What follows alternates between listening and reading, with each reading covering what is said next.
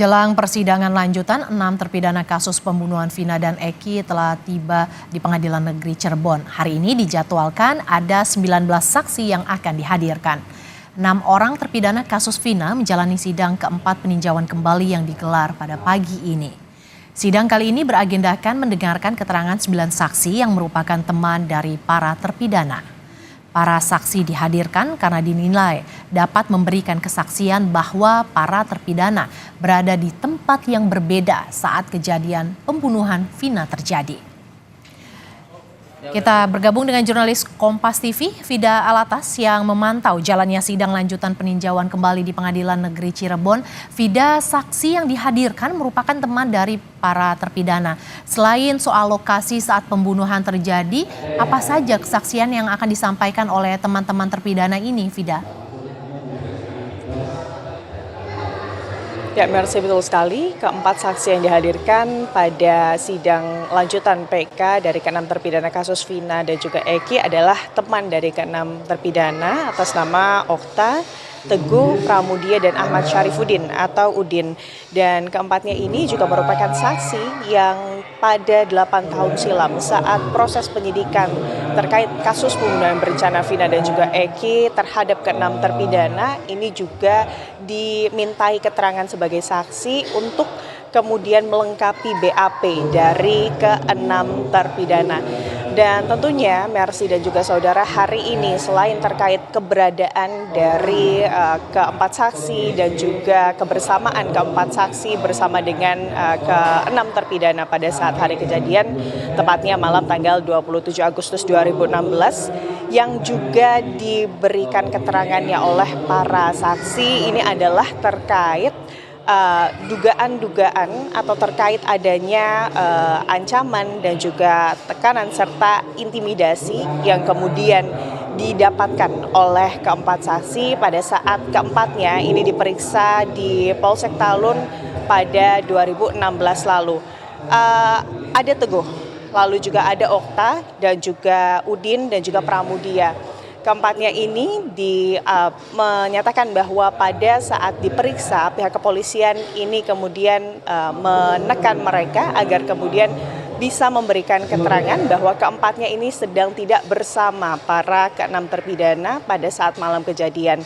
Di mana saat itu Mercy dan juga saudara, keempat saksi ini diperiksa dengan tidak didampingi oleh penasihat hukum ataupun keluarga, dan bahkan salah satu dari keempat saksi yakni Okta ini pada saat dilakukan pemeriksaan ini masih berumur 15 tahun sehingga tadi dalam persidangan dirinya mengaku bahwa sebetulnya tidak mengerti apa yang tengah dilakukan oleh pihak kepolisian, dalam hal ini adalah penyidik, lalu juga berkas-berkas apa yang seharusnya ditandatangani.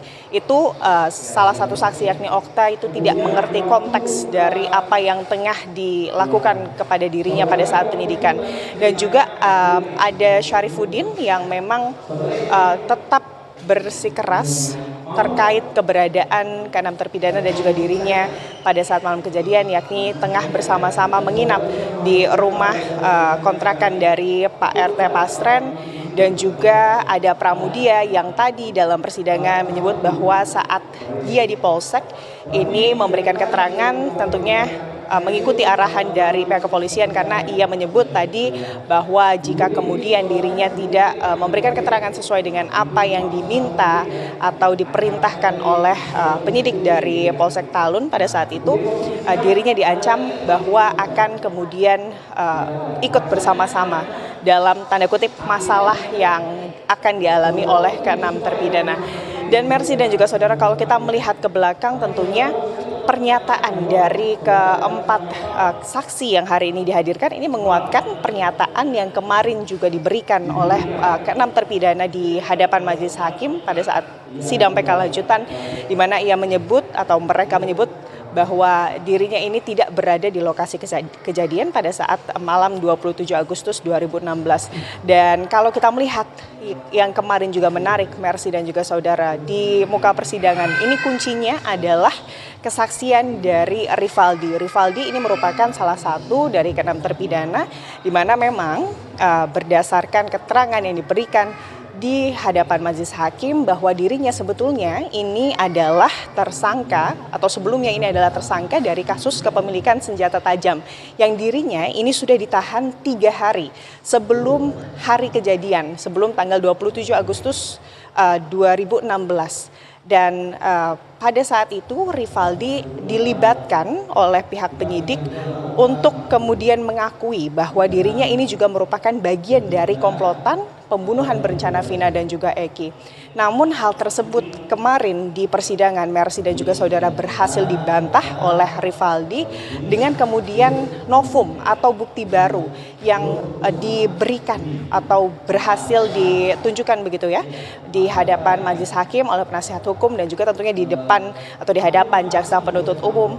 Dan novum tersebut ini adalah berupa BAP dari Rivaldi pada tahun 2016 terkait dirinya menjadi tersangka kasus kepemilikan senjata tajam.